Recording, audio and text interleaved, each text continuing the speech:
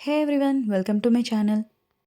ఈరోజు రెసిపీలో మీతో చాలా టేస్టీ అండ్ హెల్దీ రెసిపీని మీతో షేర్ చేయాలనుకుంటున్నాను. అన్నంలోకి కమ్మగా ఉండే అవిసె గింజల కారప్పొడి. అవిసె గింజల్లో చాలా ఎక్కువ ఒమేగా 3 ఫ్యాటీ యాసిడ్స్ ఉంటాయి. ఇంకా యాంటీ ఆక్సిడెంట్స్ కూడా ఉంటాయి. ఫైబర్ కూడా చాలా ఎక్కువ ఉంటుంది. ఇందులో ప్రోటీన్ శాతం కూడా అధికంగా ఉంటుంది.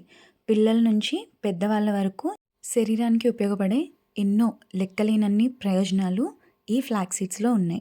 ఇలా చేసుకుని రోజుకి 1-2 ముద్దల్లో తినండి.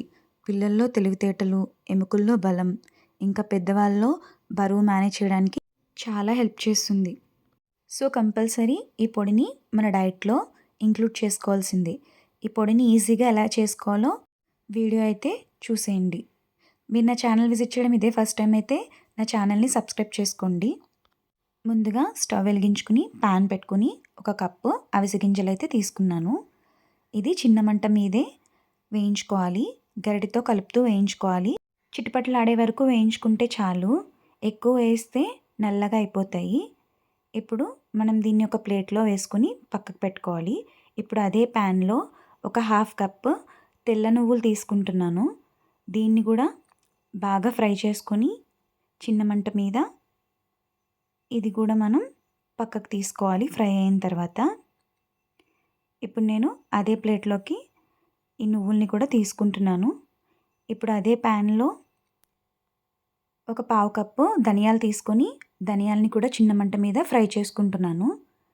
ఈ ధనియాలు కూడా ఫ్రై చేసుకున్న తర్వాత అదే ప్లేట్లోకి మళ్ళీ ధనియాలు కూడా వేసుకుంటున్నాను. ఇప్పుడు 1 గుప్పెడు కరివేపాకు అదే ప్యాన్లో వేసుకుని ఇది కూడా చిన్న మంట మీద ఫ్రై చేసుకోవాలి. చేత్తో నలిపితే నలిగేలాగా మనం ఫ్రై చేసుకోవాలి. ఫ్రై చేసుకున్న దాన్ని ఇందులోనే వేస్తున్నాను ప్లేట్లో. ఇప్పుడు ఒక 12 మిర్చి తీసుకున్నాను, ఎండుమిర్చి. వీటిని తుంచి వేసుకోవాలి. వీటిని కూడా బాగా ఫ్రై చేసుకుని మనం పక్కకి ప్లేట్లోకి తీసుకోవాలి. ఇప్పుడు ప్లేట్లోకి తీసుకుంటున్నాను. ఇప్పుడు అదే ప్యాన్లో ఒక 2 టీ స్పూన్లు పచ్చిశనగపప్పు, ఇది కూడా కొంచెం ఫ్రై చేసుకున్న తర్వాత ఒక 2 టీ స్పూన్లు మినపగుళ్ళు కూడా యాడ్ చేస్తున్నాను. ఇది కూడా కొంచెం ఫ్రై అయిన తర్వాత చిన్న మంట మీదే ఫ్రై చేసుకోవాలి. ఇది కూడా ఫ్రై అయిన తర్వాత 1 టీ స్పూన్ జీలకర్ర యాడ్ చేస్తున్నాను. ఇది కూడా ఫ్రై చేసుకున్న తర్వాత ఒక 1/2 టీ స్పూన్ మెంతులు కూడా యాడ్ చేసుకోవాలి. ఇదిలా ఫ్రై అయిపోయిన తర్వాత 1/2 టీ స్పూన్ మెంతులు యాడ్ చేస్తున్నాను. ఇది కూడా ఫ్రై అయిపోయిన తర్వాత ఒక 5 గ్రామ్స్ చింతపండు తీసుకున్నాను.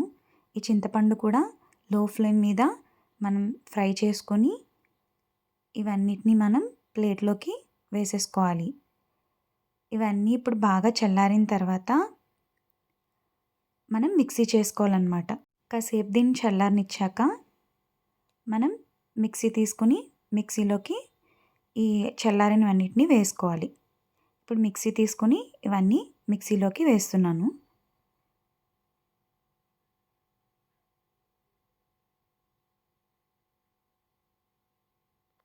ఇప్పుడు సరిపడంత సాల్ట్ యాడ్ చేసుకొని దీన్ని బాగా కలుపుకొని ఇప్పుడు దీన్ని మిక్సీ పట్టుకుంటాను నేను.